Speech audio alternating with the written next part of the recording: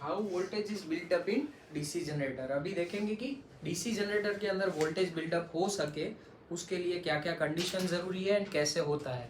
सो DC generator के अंदर voltage buildup करने की कुछ कंडीशंस है। जितने भी हमारे सेल्फ एक्साइटेड डीसी जनरेटर थे उन सब सेल्फ एक्साइटेड डीसी जनरेटर के अंदर क्या था कि हम सप्लाई देंगे उसकी हम मशीन को रोटेट करेंगे उसकी वजह से उसके अंदर जो ईएमएफ जनरेट होगा उसी की वजह से फील्ड में करंट फ्लो होगा, फील्ड में करंट फ्लो होने की वजह से फ्लक्स बढ़ेगा, फ्लक्स बढ़ने की वजह से और ईएमएफ जनरेट होगा और वो जो ईएमएफ बढ़ रहा है उसकी वजह से फील्ड करंट बढ़ रहा है और उस फील्ड करंट बढ़ने की वजह से फ्लक्स बढ़ रहा है। So it is a cyclical thing. So एक जगह पे आके वो रुकेगा जहाँ पे उसकी रेटेड वोल्टेज आ जाएगी, ठीक है। So in self excited DC generators ये हमारा ईएमएफ जनरेट हो रहा है वो ये हमारा फील्ड का करंट है। सो जब मैंने कुछ भी सप्लाई नहीं दिया हुआ है कहीं से भी एंड यहाँ पे एक लोड कनेक्ट किया है, अभी के लिए स्विच से सेपरेट है। इस मशीन को मैंने रेटेड स्पीड से घुमाया, रेटेड स्पीड से उसको घुमाएंगे, रोटेशन देंगे। रोटेशन की वजह से क्या होगा, रेसिडुअल मैग्नेटिज्म अगर होगा, रेसिडुअल मैग्नेटिज्म क्या होता है, it is a type of permanent magnetism. तो अगर आप किसी सुई को मैग्नेट के पास कुछ दिन के लिए रख देंगे तो वो सुई भी मैग्नेटाइज हो जाएगी, it will become magnet itself. वैसे ही इस कोर के अंदर जो हमने कोर बनाई थी स्टार्टिंग में, इस वाली कोर के अंदर जो वाइंडिंग लगाई है उसके अंदर से कंटिन्यूअसली करंट फ्लो होता रहता है, तो उसकी वजह से ये कोर भी कुछ मैग्नेटाइज हो जाती है, परमानेंट मैग्नेट जैसा बन जाता है, जिसको हमने रेसिडुअल मैग्नेटिज्म नाम दिया है।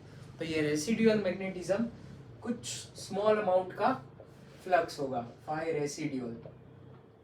रेसिडुअल मतलब क्या, आप दूध वगैरह होता है जो उसकी तपेली है, जेठालाल की भाषा में बोले तो पतेली है, वो पतेली के अंदर आप गरम करोगे फिर निकालोगे तो कुछ रह जाएगा उसके अंदर, वो जो रह गया उसको रेसिड्यू कहते हैं, ठीक है, इन इंग्लिश। तो इंग्लिश के अंदर रेसिड्यू मतलब कि जो बचा कुचा है अंदर वो। सेम तरह से ये जो फ्लक्स है वो रेसिडुअल फ्लक्स है, तो कुछ फ्लक्स उसके अंदर जब सप्लाई नहीं भी दे रहा है, जब मशीन नहीं भी चल रहा है तब भी होगा। ये रेसिडुअल मैग्नेटिज्म की वजह से अगर इस मशीन को मैंने रेटेड स्पीड पे घुमाया तो क्या होगा, ईएमएफ इंड्यूस होगा। तो वो ईएमएफ किधर जाएगा, यहाँ पे तो मैंने ओपन करके रखा है, जाएगा सीधा फील्ड में। फील्ड वाइंडिंग के अंदर वो ईएमएफ की वजह से क्या होगा, फील्ड करंट फ्लो होगा। Okay, so rotation, residual magnetism, residual magnetism की वजह से small amount of EMF, small amount of EMF की वजह से small amount of field current, field current की वजह से फ्लक्स बढ़ेगा।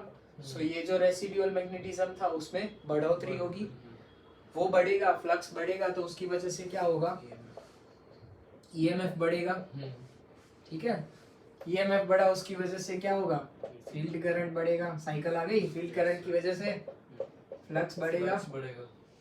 सो पहले फील्ड करंट था अभी बढ़ा, तो फ्लक्स पहले बढ़ा था अभी और बढ़ा।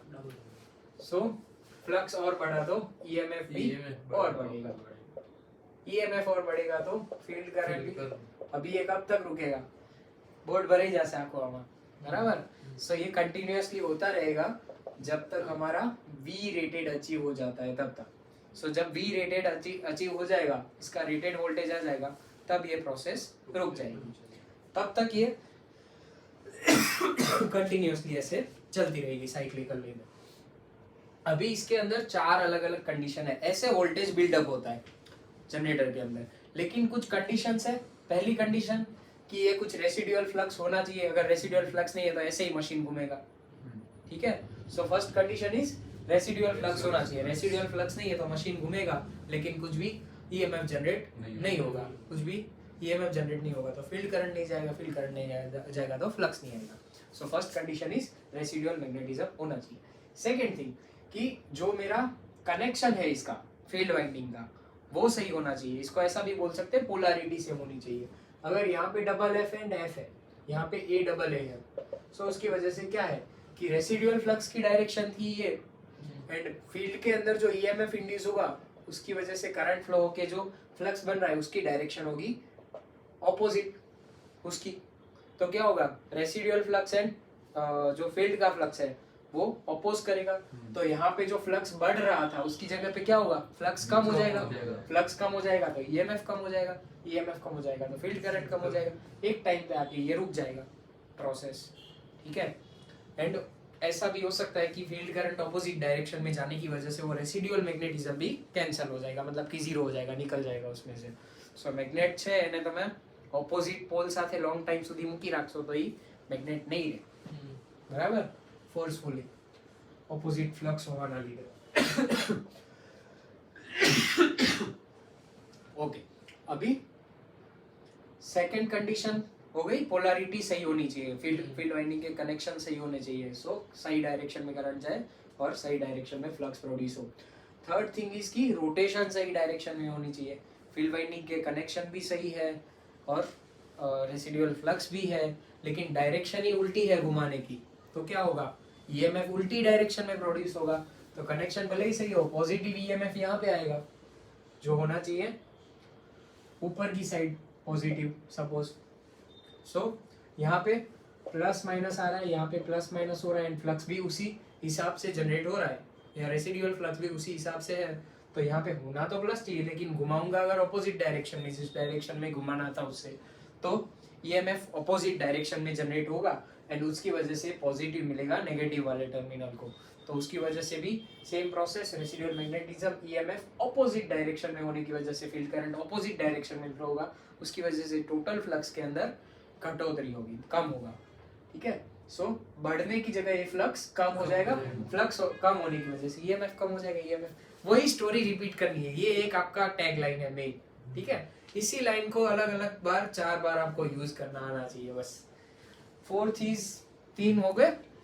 फोर्थ कौन सी चीज है कि क्रिटिकल रेजिस्टेंस से ज्यादा होना चाहिए, वो फील्ड का रेजिस्टेंस है वो क्रिटिकल रेजिस्टेंस से ज्यादा नहीं होना चाहिए, या क्रिटिकल रेजिस्टेंस से फील्ड रेजिस्टेंस कम होना चाहिए। ओके, अभी ये क्रिटिकल रेजिस्टेंस क्या होता है कि मुझे इस फील्ड वाइंडिंग का रेजिस्टेंस उस क्रिटिकल रेजिस्टेंस से कम रखना पड़ेगा अगर उसके अंदर मुझे फील्ड करंट फ्लो करा के ईएमएफ अप्लाई करके फ्लक्स जनरेट करके वोल्टेज बिल्डअप करने हैं तो, ठीक है। क्रिटिकल रेजिस्टेंस हम डिटेल में आगे पढ़ेंगे एक बार, अभी के लिए बस इतना याद रख लोगी। फोर्थ कंडीशन ये है कि क्रिटिकल रेजिस्टेंस से कम होना चाहिए। सो